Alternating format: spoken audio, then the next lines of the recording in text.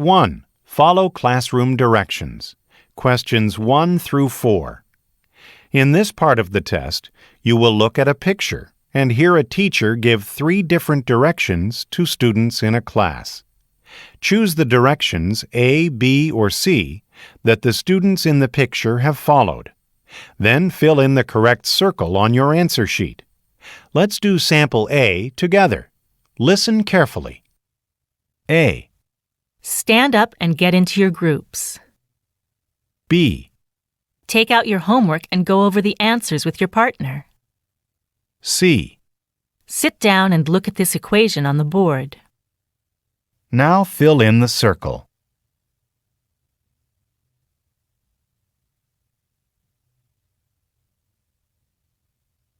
If you chose C, sit down and look at this equation on the board, you are correct. Now let's do questions 1 through 4. Number 1. A. Clean the lens of the spotlight with a soft cloth. B. Go up and turn off the spotlight. C. Shine the spotlight directly on the actor as he speaks.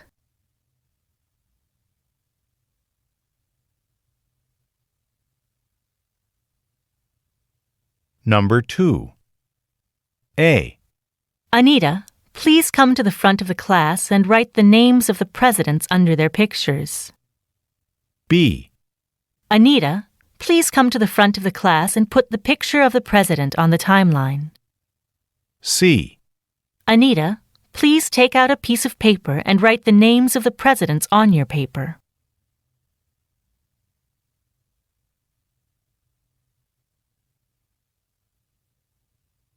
Number 3. A. Take out a sheet of paper and copy the notes from the board. B. Take out your homework and pass it to the first person in each row. C. Read the notes on the board and discuss them with your partner.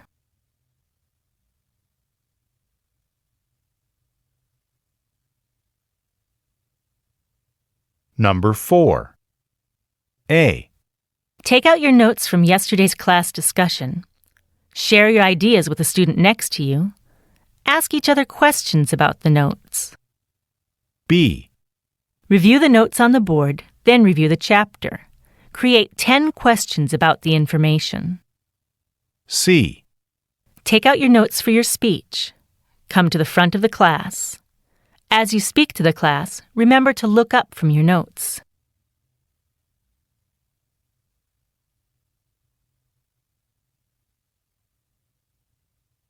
Now turn the page. Part 2. Comprehend mathematical language. Questions 5 through 8. In this part of the test, you will hear several math word problems. You will hear each word problem 2 times. After you hear each word problem, look at the 3 expressions and choose the one that matches the word problem you heard. Then fill in the correct circle on your answer sheet. Let's do sample B together. Listen carefully. Ms. Ang has 33 students in her first period English class. 1/3 of the students failed the last test, and 2/3 of the students passed the last test. To calculate the number of students who passed the last test, you need to multiply the total number of students, 33, by 2/3. Which expression should you use? Listen again. Ms. Ang has 33 students in her first period English class. 1/3 of the students failed the last test, and 2/3 of the students passed the last test. To calculate the number of students who passed the last test, you need to multiply the total number of students, 33, by 2/3. Which expression should you use? Now fill in the circle.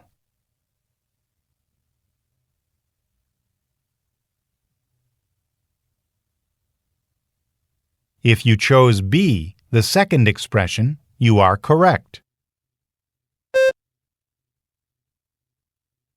Now let's do questions 5 through 8. Number 5. Lynn wants to bring cake for all 32 students in her class. 1 cake will serve 8 students.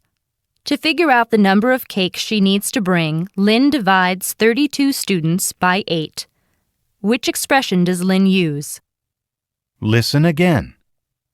Lynn wants to bring cake for all 32 students in her class. 1 cake will serve 8 students. To figure out the number of cakes she needs to bring, Lynn divides 32 students by 8. Which expression does Lynn use?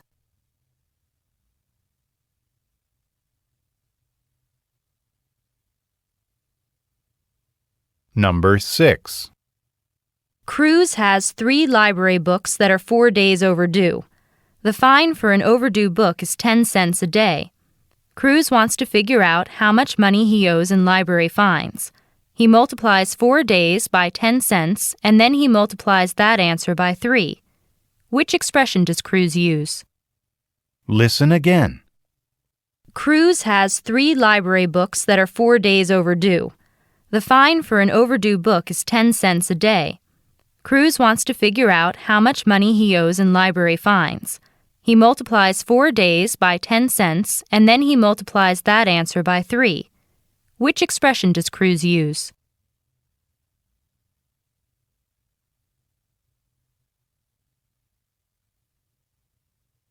Number 7. Teenagers spend 25% of their time watching TV. They also spend 25% of their time in school and 40% sleeping. To figure out the percentage of time teenagers spend on other activities, you need to add 25%, 25%, and 40%. Then you need to subtract that number from 100%. Which expression should you use? Listen again. Teenagers spend 25% of their time watching TV.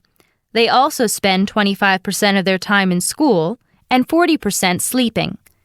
To figure out the percentage of time teenagers spend on other activities, you need to add 25%, 25%, and 40%. Then you need to subtract that number from 100%. Which expression should you use?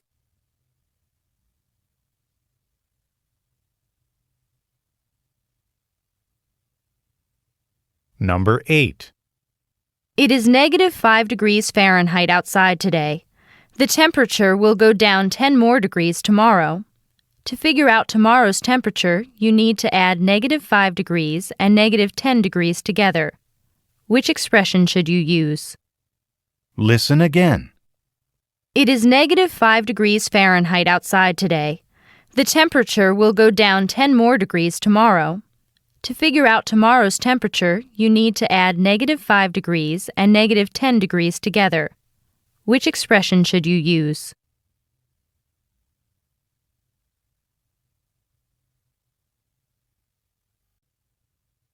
Part 3. Understand classroom dialogue.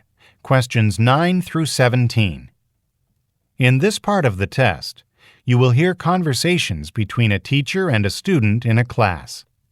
After you hear each conversation, you will answer some questions about what you heard. Fill in the correct circle on your answer sheet. Let's listen to the first conversation. You will hear a student and a teacher talking in a science classroom. Listen carefully. Why do ducks think that the first duck they see after hatching is their mother? Well, some animals, such as ducks and geese, are born with the instinct to recognize and follow their mother. But they aren't born knowing what their mother will look like. So instead, they start following the first moving object they see. This is called imprinting. You mean it's an instinct? The baby duck thinks the first animal it sees is its mother? Well, not the first animal, but the first moving thing. If a baby duck sees a person walk by or an airplane fly over before it sees its mother, it will think that the person or the plane is its mother. That's a strange instinct. Well, most of the time it's not so strange. Usually the first moving object a baby duck sees is its mother, so there's no problem. Now let's do questions 9 through 11. Number 9. What is the best title for this passage? A. Animals' habits. B. The imprinting instinct. C. How birds hatch. Now fill in the circle.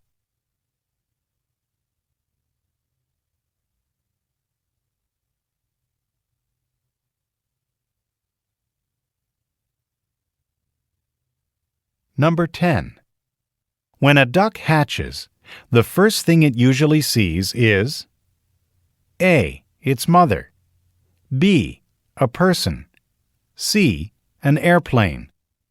Now fill in the circle.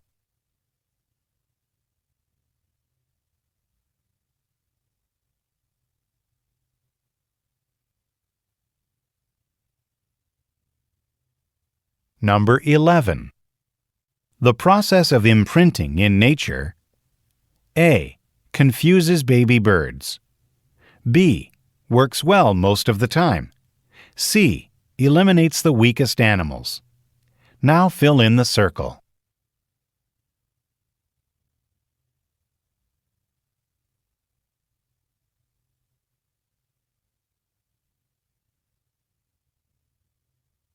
Now turn the page.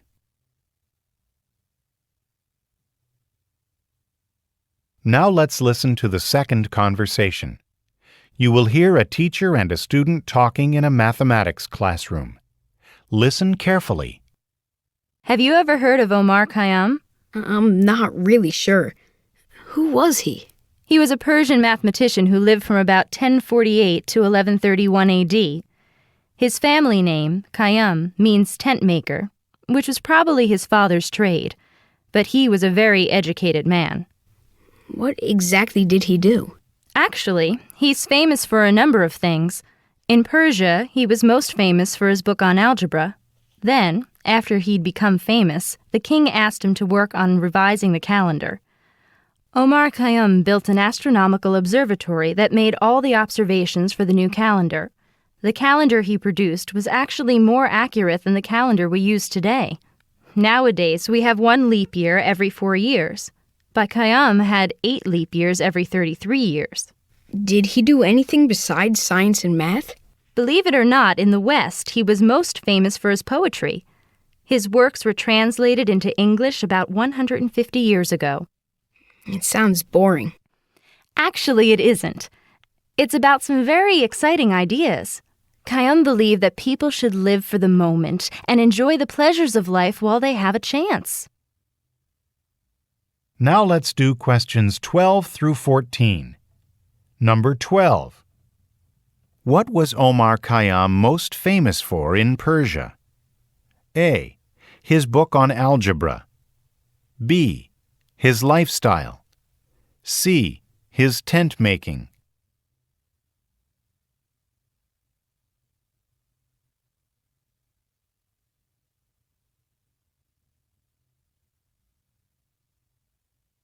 Number 13. How is Omar Khayyam's calendar different from the one we use today? A. Khayyam's calendar is 33 years ahead of our calendar. B. There were more months in Khayyam's calendar. C. Khayyam's calendar had a different number of leap years.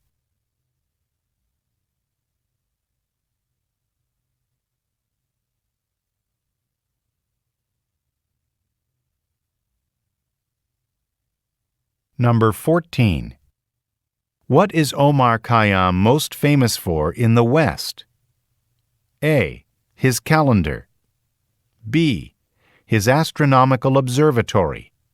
C. His poetry.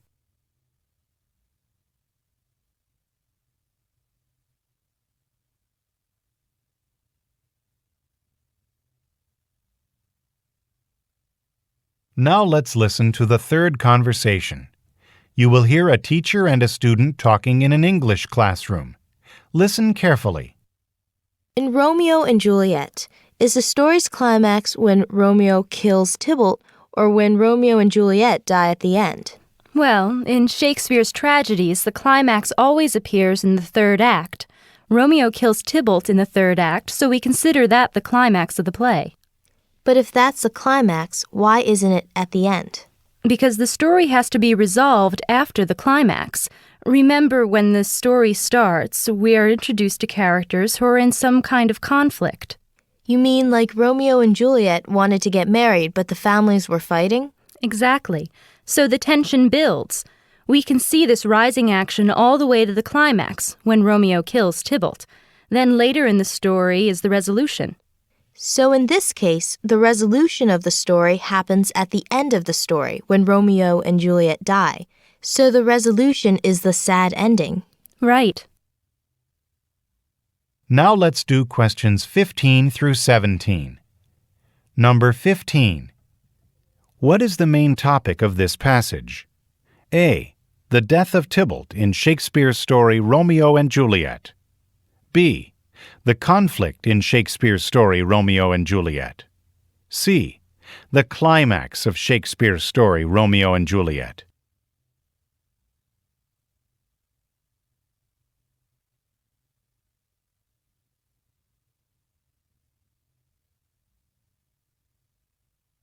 Number 16. In Shakespeare's tragedies, when does the climax occur? A. At the end. B. In Act 3. C. Before the rising action.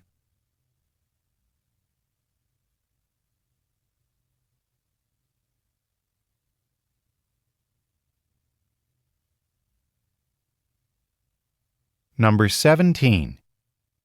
The resolution of Romeo and Juliet occurs when A.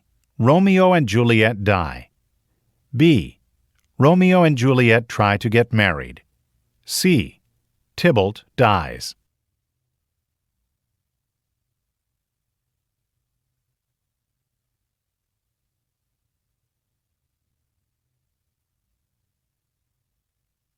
Now turn the page. Part 4. Listen and respond to academic lectures. Questions 18 through 24. In this part of the test, you will hear a teacher talking to a class. After you hear each passage, you will answer some questions about what you heard. Fill in the correct circle on your answer sheet. Let's listen to the first passage. You will hear a science teacher talking. Listen carefully. There are three main types of rocks: igneous, sedimentary, and metamorphic. Let's talk about igneous rocks first. Igneous rocks, that word igneous, it's like the word ignite, to ignite a fire. So igneous rocks come from fire. There are two main kinds of igneous rocks: extrusive and intrusive. When lava from a volcano cools on the outside of the Earth's surface, that's an extrusive igneous rock. Extrusive igneous rocks are made outside the surface of the Earth. When lava cools underneath the Earth's surface, it's called intrusive igneous rock. Intrusive igneous rock is formed under the Earth's surface. Now let's talk about the second main type of rocks: sedimentary rocks. Sedimentary rocks are made up of sediments. Sediments are sand and other materials that are compacted together by very strong pressure. Sediments and the other materials are brought down to the oceans by rivers. Once they're on the bottom of the ocean floor, there's a lot of weight above them. Over a very long period of time, the pressure presses all these different sediments together and forms sedimentary rock. Metamorphic rocks, the third main type of rocks, are rocks that have undergone change. Kind of like how a butterfly goes through a metamorphosis when it changes from a caterpillar to a butterfly. Metamorphosis means change. So metamorphic rocks started out as either igneous rocks or sedimentary rocks, but something happened to them. When these igneous or sedimentary rocks encountered both heat and pressure, they changed into metamorphic rock, like marble or slate. Heat and pressure change igneous or sedimentary rock to metamorphic rock. Now let's do questions 18 through 21. Number 18.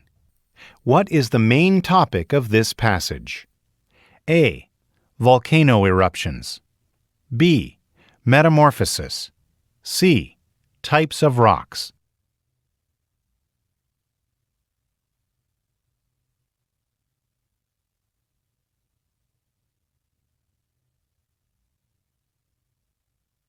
Number 19. What are the two types of igneous rock? A. Extrusive and intrusive. B. Marble and sandstone. C. Sedimentary and metamorphic.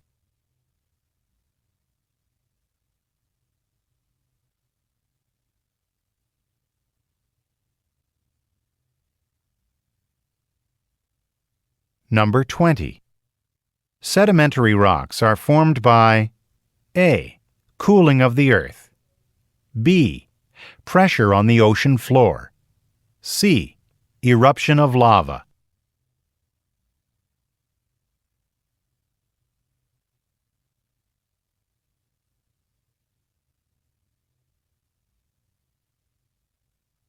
Number 21. Metamorphic rocks are igneous and sedimentary rocks that are changed by A. Rocks and sand. B. Heat and pressure. C. The ocean's tides and currents.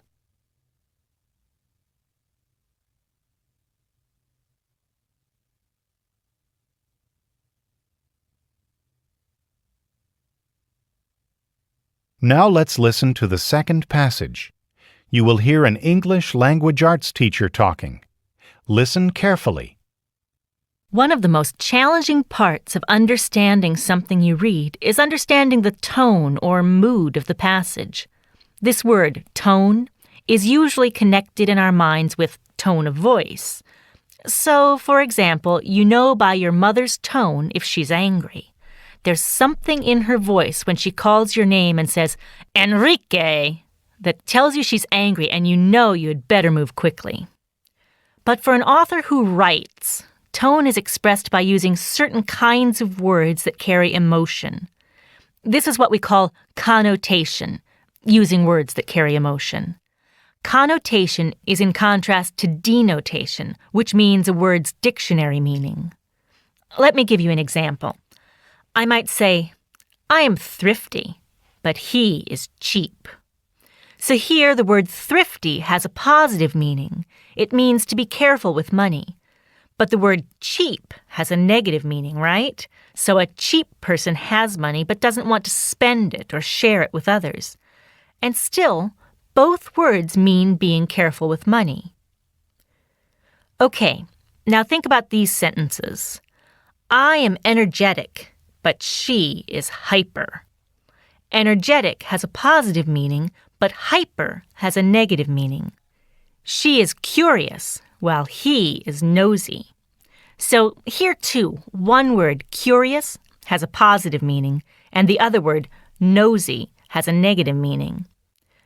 So I've given you examples of words that convey positive and negative feelings. So if you are asked to figure out the tone of a piece of writing, one way to do it is to go through and identify all of the words that have connotation. If they're all positive, then the tone is positive too. Now let's do questions 22 through 24. Number 22. What is the main topic of this passage? A. Obeying your mother's voice. B. Understanding tone in writing. C. How to write a good paper.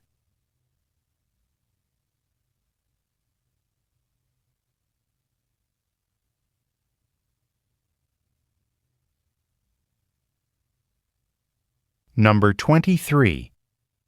When a word has a specific connotation, it A. Causes confusion in meaning. B. Must be carefully defined. C. Carries mood or emotion.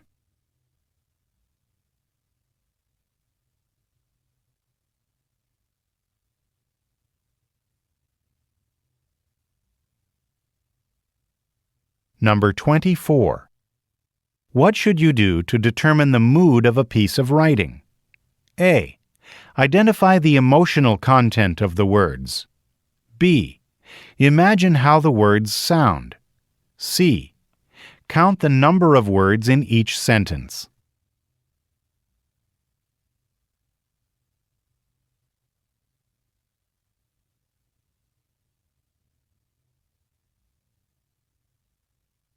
You have now completed the listening section. Please stop the recording now.